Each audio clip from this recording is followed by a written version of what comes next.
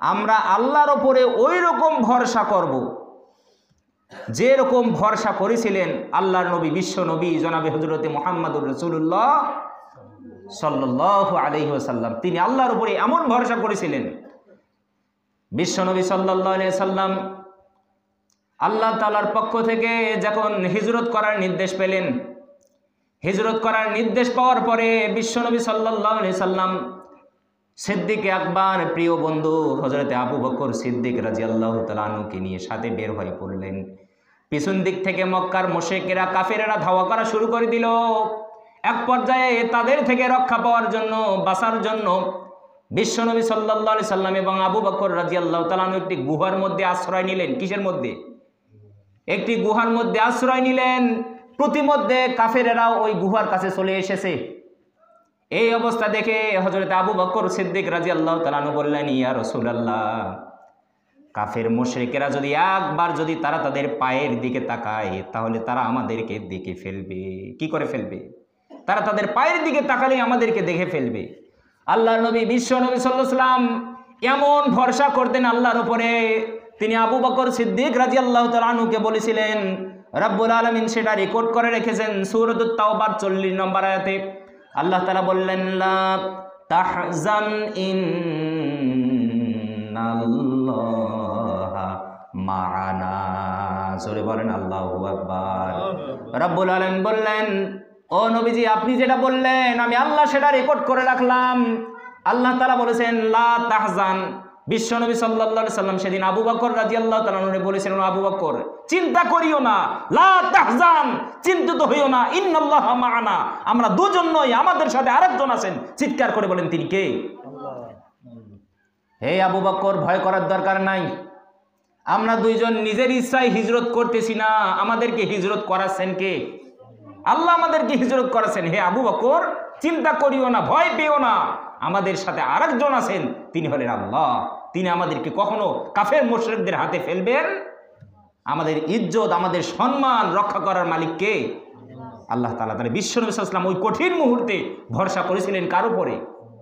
চেষ্টা করেছিলেন। চেষ্টা না করে কি উনি আল্লাহর উপর ভরসা করেছেন?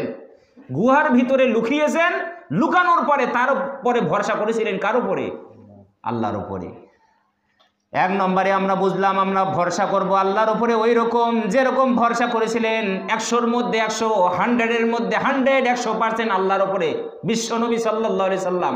ওই রকম আমাদেরকে ভরসা করতে হবে আল্লাহর উপরে। দ্বিতীয় নম্বরে আমরা কি রকম আল্লাহর উপরে ভরসা করব? যেরকম আল্লাহর উপরে ভরসা করেছিলেন হযরতে মূসা আলাইহিস সালাম। কে? আল্লাহর নবী হযরতে মূসা আলাইহিস সালাম। মূসা আলাইহিস সালাম তার সাথী সঙ্গীদেরকে নিয়ে তিনি যখন রওনা দিয়েছেন, দৌড় দিয়েছেন, পিছন দিক থেকে ফেরাউন তার সাথী সঙ্গীরাও ধাওয়া করেছে। কি করেছে? দৌড় দিয়েছে, তারাও তাদেরকে তাড়া করতেছে। এক পর্যায়ে মূসা আলাইহিস সালাম দৌড়াতে দৌড়াতে দৌড়াতে গিয়ে লোহিত সাগরের কিনারায় চলেছেন। কোন জায়গায়? লোহিত সাগরের কিনারায় এসে পৌঁছেছে। সামনে সাগর, ডান দিকেও শত্রু, বাম দিকেও শত্রু, পিছনেও শত্রু, আর সামনে কি? বিশাল বড় সাগর। মূসা আলাইহিস সালামকে তার সাথী সঙ্গীরা বলতে লাগলেন, ও আল্লাহর পয়গম্বর মূসা, এবার মনে হয় আর রক্ষা নাই। কি নাই? এবার আর রক্ষা নাই, এবার আমাদেরকে আর কে বাঁচাবে? পিছন দিক থেকে 3 দিক থেকে শত্রু, আর সামনে হলো মহাসাগর। এই সাগর আমরা কেমন করে পাড়ি দেব? এবার তো আমাদেরকে কাফের মুশরিকদের হাতে এবার মরতে হবে। মূসা আলাইহিস সালাম সেদিন চমৎকার একটা জবাব দিয়েছিলেন। মূসা আলাইহিস সালামের ওই কথাটা আল্লাহ তাআলা পবিত্র কোরআনুল কারীমে রেকর্ড করে রেখেছেন। মূসা আলাইহিস সালাম তখন বললেন, সূরাতুশ শুআরার 62 নম্বর আয়াত, তিনি তখন বললেন, ক্বালা কাল্লা ইন্না মাইয়া রাব্বি সায়াহদিন। জোরে বলেন আল্লাহু আকবার। মূসা আলাইহিস সালাম তার সাথী সঙ্গীদেরকে বললেন, ক্বালা কাল্লা, কখনো নয়, কখনো হতে পারে না যে ফেরাউন এবং তার সাথী সঙ্গীরা আমাদেরকে ধরে ফেলবে। ইন্না মাইয়া রাব্বি সায়াহদিন, নিশ্চয় আমার রব আমার সাথেই আছেন। জোরে বলেন আল্লাহু আকবার। যারা মুমিন, যারা ঈমানদার, তারা বিশ্বাস করে যে সব সময় আমাদেরকে সাহায্য করার জন্য, আমাদেরকে সমর্থন করার জন্য, আমাদেরকে রক্ষা করার জন্য, আমাদের বিপদকে দূর করে দেওয়ার জন্য আমাদের সাথে আছেন কে? মূসা আলাইহিস সালাম তখন বললেন, ক্বালা কাল্লা, কখনো নয়, ফেরাউন আমাদেরকে ধরতে পারবে না, তার সাথী সঙ্গীরা আমাদেরকে ধরতে পারবে না। ইন্না মাইয়া রব্বি সাইয়াহদিন, নিশ্চয় আমার রব আমার সাথেই আছেন, সাইয়াহদিন, অচিরেই তিনি আমাদেরকে পথ দেখাবেন। জোরে বলেন আল্লাহু আকবার। ওই কঠিন মুহূর্তে মুসা আলাইহিস সালাম ভরসা করেছিলেন কার উপরে? রব্বুল আলামিন তখন মুসা আলাইহিস সালামকে বললেন, ও মুসা, তোমার হাতে ওটা কি? মুসা আলাইহিস সালাম বললেন, আল্লাহ, আমার হাতে ওটা লাঠি। আল্লাহ তাআলা বললেন, ও মুসা, লাঠিটা দিয়ে ওই লোহিত সাগরের মধ্যে আঘাত করো। কি করো? মুসা আলাইহিস সালাম আঘাত করতে দেরি, সেখান থেকে রাস্তা বের করে দিতে দেরি করেন নাই কে? আঘাত করার সাথে সাথে সেখান থেকে রাস্তা বের করে দিয়েছেন কে? তাহলে আমরা আল্লাহর উপর ভরসা করব ওই রকম যেরকমটা ভরসা করেছিলেন হযরতে মুসা আলাইহিস সালাম। কঠিন বিপদে তার সুদূর বিশ্বাস ছিল যে আমি আল্লাহর জন্য আজকে হিজরত করতেছি, সে আল্লাহ আমারে কখনো মারবেন। 3 নম্বরে আমরা কি রকম আল্লাহর উপর ভরসা করব? যে এরকমটা ভরসা করেছিলেন আল্লাহর পয়গম্বর হযরত ইউসুফ আলাইহিস সালাম। নাম শুনেছেন? আর জোরে বলেন, নাম শুনেছেন? খুব সুন্দর দেখতে, খুব সুন্দর, এত সুন্দর ছিলেন মহিলারা পর্যন্ত তাকে দেখে পাগল। এত সুন্দর হয় মানুষ। জোরে বলেন আল্লাহু আকবার। এই হযরত ইউসুফ আলাইহিস সালামের প্রেমে মিশরের রাজার রমণী পাগল হয়ে গেছে। হযরত ইউসুফ আলাইহিস সালামকে বিয়ে করতে চায়। কি করতে চায়? মিশরের রমণী, মিশরের রাজার স্ত্রী বিয়ে করতে চায়, পাগল ইউসুফ আলাইহিস সালামের সৌন্দর্য দেখে। এক পর্যায়ে হযরত ইউসুফ আলাইহিস সালামকে কারাগার থেকে বের করেছে। বের করার পর রুমের মধ্যে নিয়ে গেছে। রুমের মধ্যে নিয়ে যাওয়ার পরে রব্বুল আলামিন ওই কথাটা সূরাত ইউসুফের 23 নম্বর আয়াতে আল্লাহ তাআলা রেকর্ড করে রেখেছেন। রব্বুল আলামিন বললেন, ওয়া ক্বালাত হাইতা লাক ক্বালা মাআদাল্লাহি ইন্নাহু রাব্বি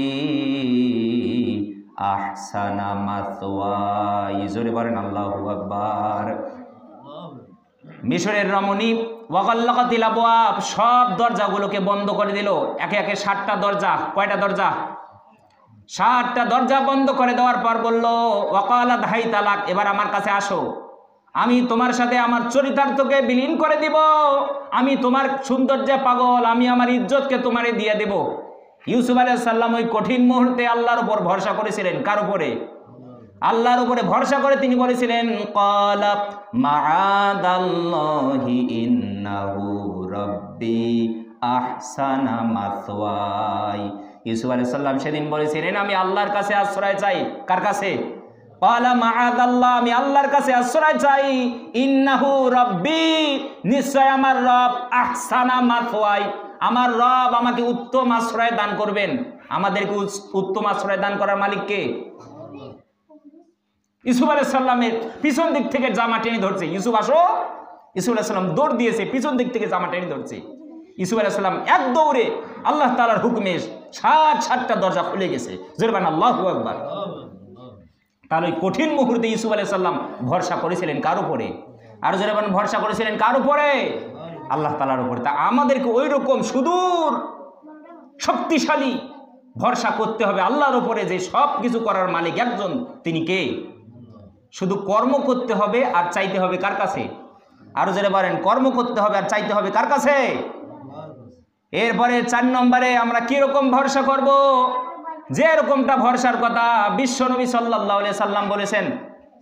হযরত ইবনুল খাত্তাব রাদিয়াল্লাহু তাআলা আনহু থেকে বর্ণিত, তিনি বললেন, আমি আল্লাহর নবী বিশ্বনবী সাল্লাল্লাহু আলাইহি সাল্লামকে বলতে শুনেছি। বিশ্বনবী সাল্লাল্লাহু আলাইহি সাল্লাম বললেন, তোমরা যদি যথাযথভাবে সঠিকভাবে যদি আল্লাহর উপরে যদি ভরসা করো, তাহলে যেরকমভাবে আল্লাহ তাআলা পাখিদেরকে রিজিক দান, তোমাদেরকেও আল্লাহ তাআলা ওই রকমভাবে রিজিক দান করবেন। সুবহানাল্লাহ। এই কথা বলতে, তাহলে বিশ্বনবী সাল্লাল্লাহু আলাইহি ওয়াসাল্লাম বলেছেন, তোমরা যদি সঠিকভাবে যথাযথভাবে যদি আল্লাহর উপরে যদি ভরসা করো, তাহলে পাখিদেরকে আল্লাহ তাআলা যেরকম করে রিজিক দেয়, মানুষদেরকেও আল্লাহ ওই রকম ভাবে রিজিক দিতে পারে কি পারে না? আর যেরকম পারে কি পারে না? পাখিরা যে তারা যে সারাদিন যে এখানে সেখানে খেয়ে বেড়ায়, তারা কি ওই রকম চাষাবাদ করে রাখছে নাকি? হ্যাঁ, তারা কি জানে যে অমুক জায়গায় আমার জন্য রিজিক রাখা আছে? তারা জানে না। তাদের ভিতরে একটা বিশ্বাস আছে, আমরা যদি আমাদের বাসা থেকে যদি বের হই, আমাদেরকে আমাদের মালিক কখনো খালি পেটে আমাদেরকে রাখবে না। তিনি আমাদেরকে সৃষ্টি করেছেন, তিনি আমাদের জন্য রিজিক তৈরি করে রেখেছেন। জোরে বলেন আল্লাহু আকবার। অথচ আমাদের ভিতরে আল্লাহর ওপর কোনো ভরসা নাই, বিশ্বাস নেই। আমরা কাজে বিশ্বাসী। কিসে বিশ্বাসী? সারাদিন শুধু কাজ করব, কিন্তু সফলতা যে চাইতে হবে আল্লাহর কাছে, এ নিয়ে কি নেই কোনো মাথা ব্যথা?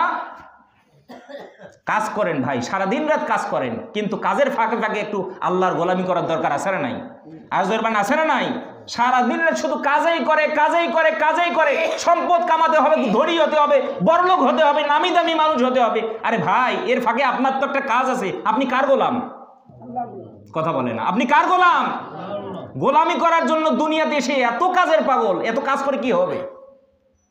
দুনিয়াতে এত মানুষ মারা গেল, দেখলাম না তো কোনো মানুষকে যাওয়ার সময় 10টা টাকা সাথে নিয়ে গেছে। দেখছেন নাকি? আপনাদের এই গ্রামে কেউ দিছে নাকি? এত জমি জামা আছে, মরার সময় দেখলাম না তো কেউ 2 বিঘা জমির একটা দলিল নিয়ে কবরে গেছে। দিছে নাকি কেউ? কিসের এত পাগল, কিসের এত অহংকার, কিসের এত দম্ভ? যিনি আমাদেরকে সৃষ্টি করেছেন তার গোলামি করার দরকার আছে না নাই? এজন্য বিশ্ব নবী সাল্লাল্লাহু আলাইহি ওয়াসাল্লাম বললেন, পাখিরা যেরকম করে আল্লাহর উপর ভরসা করে বাসা থেকে বের হয় খালি পেটে, সন্ধ্যার সময় তাদের পেটটা পুড়ে পেটটা ভরিয়ে তাদেরকে তাদের নিরে আবার ফিরিয়ে দেন কে? এরকম মানুষেরাও যদি আল্লাহর উপর যদি প্রতিটা মুহূর্তে যদি ভরসা করত, কাজকর্ম করত, আল্লাহর ইবাদত বন্দেগী করত, গোলামি করত, তাহলে তাদের মাথা থেকে সমস্ত চিন্তা জ্বালাগুলোকে দূর করে দিয়ে তাদের সমস্ত চিন্তা পেরেশানিগুলোকে দূর করে দিতেন কে? কিন্তু আমাদের ভিতরে ওই বিশ্বাস নাই। আল্লাহর কাছে যে চাইতে হবে এটা আমাদের কারো মাথায় নাই। আমাদেরকে শুধু সারাদিন কাজ করতে হবে, কাজ করতে হবে। আর ভাই, কাজের মধ্যে কি কখনো সফলতা পাওয়া যায়?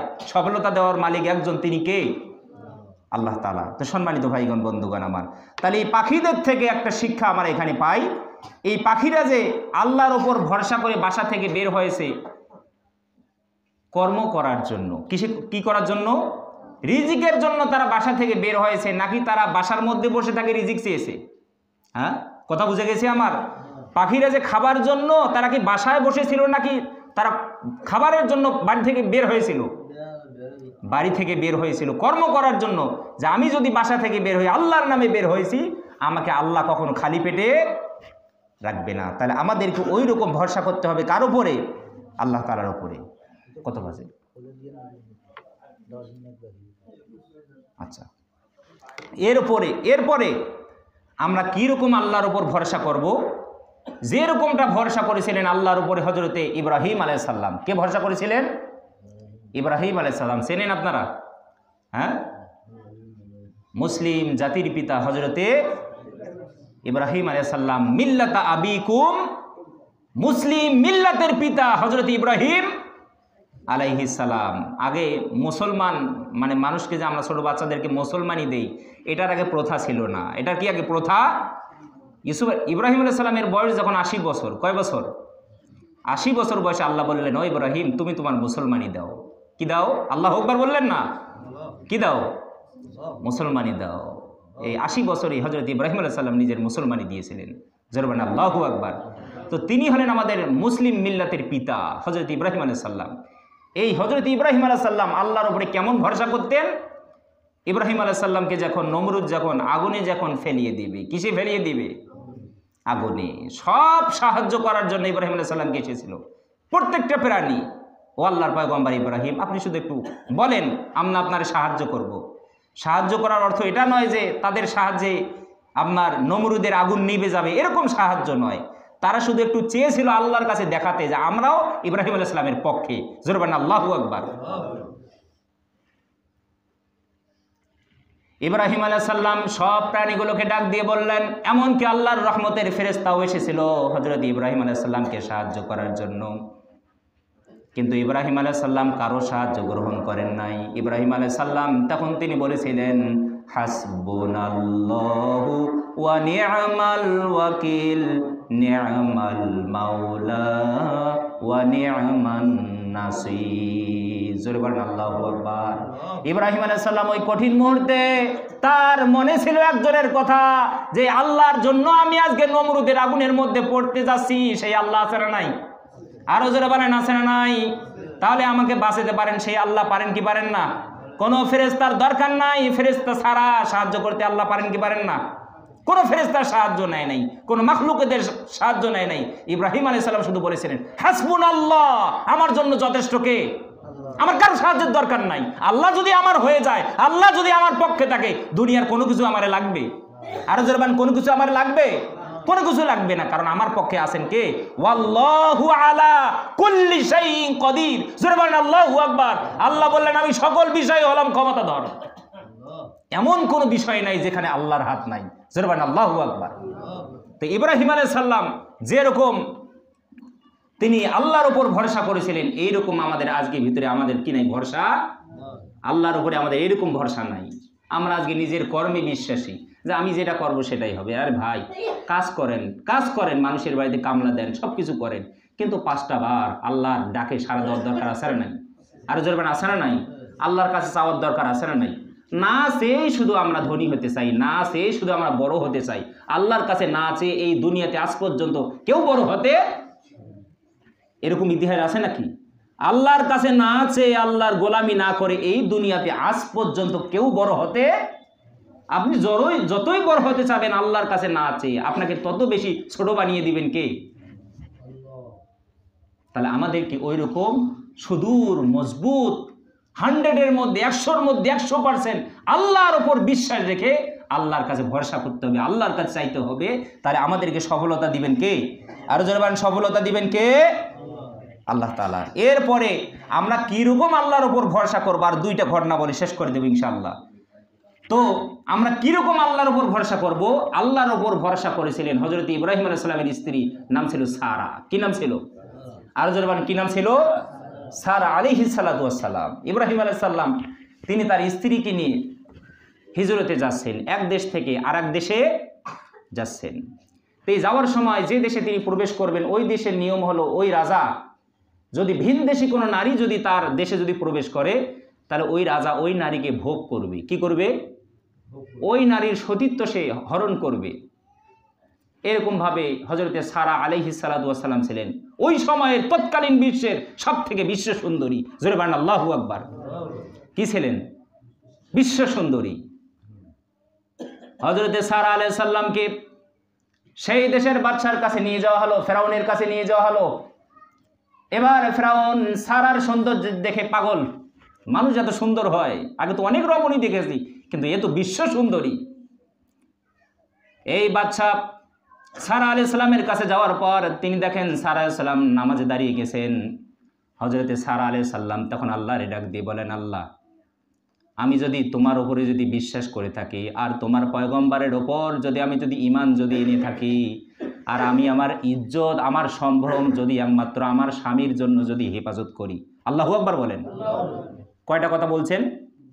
3টা। 1 নম্বরে আল্লাহ, আমি যদি তোমারে বিশ্বাস করি আর তোমার পয়গম্বরের ওপর যদি ঈমান আনি, আর 3 নম্বরে আমার যে ইজ্জত, এই ইজ্জত যদি শুধু আমি যদি আমার স্বামীর জন্য যদি হেফাজত করি, অন্য কাউকে যদি না দেই, আল্লাহ এই কাফেরকে তুমি আমার উপর কখনো জয়ী হতে। হযরতে সারা আলাইহিস সালাম নামাজ পড়া শেষ, আল্লাহর কাছে চাওয়া শেষ, আল্লাহর উপর ভরসা করলেন, নামাজ আদায় করে তিনি আল্লাহর কাছে চাইলেন। এবার এই বাদশাহ যখন এই হযরতে সারা আলাইহিস সালামকে তাকে তার সতীত্ব হরণ করার জন্য গায়ে যখন এই হাত দিতে যায়, সাথে সাথে হাতটা অবশ হয়ে যায়। কি হয়ে যায়? আল্লাহু আকবার বললেন না? কি হয়ে যায়? আর এক বর্ণনায় এসেছে যখন ওই ফেরাউন হযরতে সারা আলাইহিস সালামের গায়ে হাত দিতে যায়, সাথে সাথে সে বেহুশ হয়ে যায়। কি হয়ে যায়? বেহুশ হয়ে যায়। তো হযরতে সারা আলাইহিস সালামের ওই সময়ের আল্লাহর উপর ভরসা কেমন ছিল?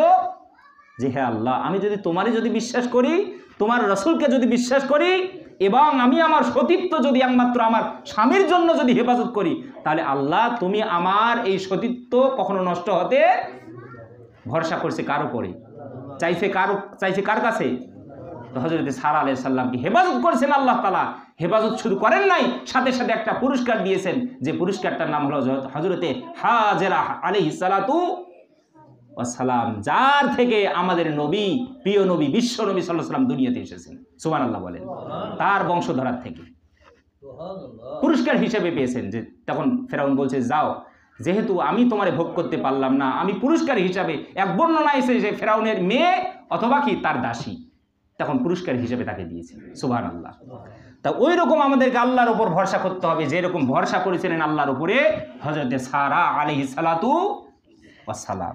এরপরে আমরা আল্লাহর উপরে কিরকম ভরসা করব, যেরকম আল্লাহর উপরে ভরসা করেছিলেন বনি ইসরাইলের এক ব্যক্তি, বনি ইসরাইলের এক ব্যক্তি। তো সম্মানিত ভাইগণ, বন্ধুগণ আমার, এই বনি ইসরাইলের এক ব্যক্তি তার সম্প্রদায়ের কাছে গেছে, আর এক ব্যক্তির কাছে, যে ভাই আমাকে 1000 দিনার লাগবে। কি লাগবে? দিনার। এখন তো টাকা চলে, আগে কি চলতো? দিনার, মোহর, দিরহাম, মুদ্রা, এসব আগে চলতো। তো ভাই আমাকে 1000 দিনার লাগবে। বলছে যে ভাই আমি তোমাকে 1000 দিনার তখনই দেব যখন তুমি কয়েকজন সাক্ষীকে নিয়ে আসবা। কি নিয়ে আসবা? সাক্ষী। সাক্ষী ছাড়া আমি কখনো তোমাকে দিনার ধার, তো সুদের ওপর নয়। কিসের ওপর নয়? আমরা যেমন আজকে সুদের ওপর যে 1000 টাকা দিলে ভাই আমার মাস শেষে কত দিতে হবে? 1100 বা 1200, এরকম নয়। আমাদের মতো নোংরা মন মানসিকতা নয় তাদের। আগে মানুষ ধার দিত। কি দিত? এই ব্যক্তি যাওয়ার পর বলছে ভাই আমি তোমারই দিতে পারি, একটা শর্ত, সাক্ষী লাগবে কয়েকজন। যে ভাই আমার কাছে কোনো সাক্ষী নাই, আমার কাছে সাক্ষী আছে একজন, তিনি কে? সুবহানাল্লাহ বললেন না? এরপরে বলছে ভাই যেহেতু তোমার কাছে সাক্ষী নাই, তাহলে আমার জামিনদার লাগবে। কি লাগবে? যে 1000 দিনারের ব্যাপারে যে জামিন হতে পারবে, যে ওই ব্যক্তি যদি না দেয় তাহলে তার পরিবর্তে কে দিবে? আমি দেব, আমি জামিনদার, আমি দেব। বলছে ভাই এরকম একজন জামিনদার নিয়ে আসো। বলে ভাই আমার কোনো জামিনদারও নাই, আমার জামিনদার একজন, তিনি কে? ভরসা করে কার উপরে? বিশ্বাস করে কার উপরে? এরপরে যে ব্যক্তির কাছে গেছে ওই ব্যক্তি বলছে ভাই আপনি সত্যি বলছেন। কি বলছেন? আপনি যা বলছেন, আপনি যেটা বলছেন যে আমার সাক্ষী হলো আল্লাহ, আমার জামিনদার হলো আল্লাহ, আমার আর কোনো সাক্ষীরও দরকার নাই, আমার জামিনদারেরও দরকার নাই, যাও আমি তোমার 1000 দিনার দিয়ে দেব, তবে নির্দিষ্ট দিনে এই দিনারটা আমারই দিতে হবে। সুবহানাল্লাহ বলেন। এরপরে ওই ব্যক্তি 1000 দিনার ওই ব্যক্তির কাছ থেকে গ্রহণ করেছেন। গ্রহণ করার পর তার প্রয়োজন সারার জন্য তিনি সমুদ্রে চলে গেছেন। কোথায় চলে গেছেন? সমুদ্রে। ব্যবসার কাজে তিনি সমুদ্রে চলে গেছেন। সমুদ্রে থাকার পর যেদিন তিনি ওই ব্যক্তির কাছে দিনার 1000 পরিশোধ করবেন, ওই দিন তিনি সমুদ্রের কিনার থেকে, ওই দিন তিনি সমুদ্রের কিনারে ফিরে এসেছেন। কিন্তু যার কাছ থেকে তিনি টাকা ধার নিয়েছেন ওই ব্যক্তির কাছে যাবেন এরকম কি নাই? কোনো যানবাহন সমুদ্রের কিনারে নাই। তিনি কিভাবে যাবেন ওই ব্যক্তির কাছে? এরপরে ওই ব্যক্তি মহা চিন্তায় পড়ে গেল। কি করে? আমি তো আল্লাহরে জামিনদার বানিয়েছি, আল্লাহর উপর ভরসা করেছি যে আমি ওই ব্যক্তির 1000 দিনার আমি নির্দিষ্ট দিনে পরিশোধ করব, কিন্তু আমি যদি না পারি তাহলে কি হয়ে যাবে? বিশ্বাস নষ্ট হয়ে যাবে, আমার উপর থেকে তার বিশ্বাস চলে যাবে। কি করি? আমি তার 1000 দিনার দিই। এখন তো কোনো যানবাহনও নাই। তখন তিনি দেখেন সমুদ্রের কিনারে একটা কাঠ ভাসে। কি ভাসে? কাঠ। এই কাঠের তক্তা তিনি উঠাইছেন। উঠার পরে কাঠের তক্তাটা ফুটো করছেন, ছিদ্র করছে, করার পর ওর মধ্যে 1000 দিনার ঢুকিয়ে দিয়েছে। ঢুকিয়ে দেওয়ার পর ওখানে একটা ছোট একটা চিরকুট লিখছে, সিটি লিখছে, লেখার পর ওখানে ঢুকাই দিয়ে ওই গর্তটা পূরণ করে দেওয়ার পরে আল্লাহরে বলছে আল্লাহ আমি ওই ব্যক্তির কাছ থেকে যেদিন 1000 দিনার নিয়েছিলাম, আল্লাহ আমি কোনো সাক্ষী পাই নাই, সাক্ষী বানিয়েছি তোমাকে। আল্লাহ আমি ওই দিন কোনো জামিনদার পাই নাই, জামিনদার বানিয়েছি তোমাকে। আল্লাহ যেহেতু জামিনদার তুমি, সাক্ষীও তুমি, এই 1000 দিনার ওই ব্যক্তির কাছে পাঠিয়ে দেওয়ার, ওই ব্যক্তির কাছে পৌঁছে দেওয়ার দায়িত্বটা কার? দেখেন ভরসা, ভরসা কারে বলে? আজকে আমরা অসুখ হলে ভরসা করি ওষুধের উপরে। কিসের উপরে? যে ওষুধ খেলেই মনে হয় অসুখ সারবে, নাকি? ওষুধের কোনো শক্তি আছে? আরো যেন ওষুধের কোনো শক্তি আছে? অনেক মানুষের পাতলা পায়খানা, ওষুধ খায় খায় খায় খায় খায়, কিন্তু কি হয় না? কোনো কাজ। ওষুধের শক্তি নাই। ওষুধের মধ্যে শক্তি দেন, রহমত দেন একজন, তিনি কে? এই ব্যক্তি বলছে আল্লাহ আমি তো তোমাকে সাক্ষী বানিয়েছি, তোমারই জামিনদার বানিয়েছি। আল্লাহ ওই ব্যক্তির কাছে এই টাকাটা পৌঁছে দেওয়ার দায়িত্ব তোমার। এরপরে ওই ব্যক্তি সমুদ্রের কিনারায় এসে বসে আছে। আজকে তো নির্দিষ্ট দিন টাকা দেওয়ার, ওই ব্যক্তি তো এখনো আসলো না। ওই ব্যক্তি তখন দেখে সমুদ্রের কিনারায় একটা কাঠ ভাসে। কি ভাসে? কাঠ, কাঠের তক্তা। সে তখন ভাবছে এই তক্তাটা তো নদীর কিনারায় ভেসে আছে, আমি এটারে বাড়িতে নিয়ে যাই, আমার স্ত্রীর জ্বালানি হিসাবে এটা ব্যবহার করবে। কি হিসাবে? আল্লাহু আকবার বললেন না? ওই ব্যক্তির কাছে টাকাটা পাঠিয়ে দিচ্ছেন কে? এরপরে ওই ব্যক্তি এই কাঠটা বাড়িতে নিয়ে গেছে, তার স্ত্রী যখন ওটা চিরছে, ছিঁড়ার পর দেখে ওখানে একটা টাকার একটা দিনার, 1000 টাকার কি একটা দিনার একটা টুপলা এরকম, তার মধ্যে একটা চিরকুট দেখা যায়। স্বামীরই ডাক দিয়েছে, স্বামী এই দেখেন এখানে 1000 দিনার, তার মধ্যে একটা চিরকুট, আপনি একটু পড়ে দেখেন তো এখানে কি আছে। ওই ব্যক্তি তখন পড়ে দেখে, ভাই আমি আপনার কাছে 1000 দিনার নিয়েছি, কিন্তু আপনার কাছে আমি যে যাব এরকম কোনো যানবাহন পাই নাই, যার কারণে আমি যে আল্লাহকে সাক্ষী বানিয়েছিলাম, যে আল্লাহরে আমি জামিনদার বানিয়েছিলাম, সেই আল্লাহরে জামিনদার বানিয়ে আমি তার উপর ভরসা করে এই কাঠের মধ্যে আপনার জন্য টাকাটা ছেড়ে দিয়েছি। ওই ব্যক্তি পাওয়ার পর আল্লাহর শুকরিয়া আদায় করছে, হায় রে, আল্লাহর উপর ভরসা করলে সব কিছু করতে পারেন তিনি কে। এরপরে ওই ব্যক্তি তারপরে সব কিছু পাওয়ার পরে তিনি সেই 1000 দিনার নিয়ে ওই ব্যক্তির কাছে চলে আসছে, যে ভাই আমি তো আপনার কাছে 1000 দিনার ধার নিয়েছিলাম, কিন্তু আমি তো দিতে পারিনি সময় মতো। কি সময় মতো দিতে বলছেন? ভাই আপনি কি বলেন, আপনি তো আমার কাছে 1000 দিনার তো আগেই পাঠিয়ে দিয়েছেন। এই ব্যক্তি তখন আল্লাহর শুকরিয়া আদায় করছে, আলহামদুলিল্লাহ, যে ভাই আমি তো ভাবতে পারিনি যে আপনি এই টাকাটা পাবেন। দেখেন আল্লাহর উপরে যারা ভরসা করে তাদেরকে সাহায্য করেন কে? তো এই আল্লাহর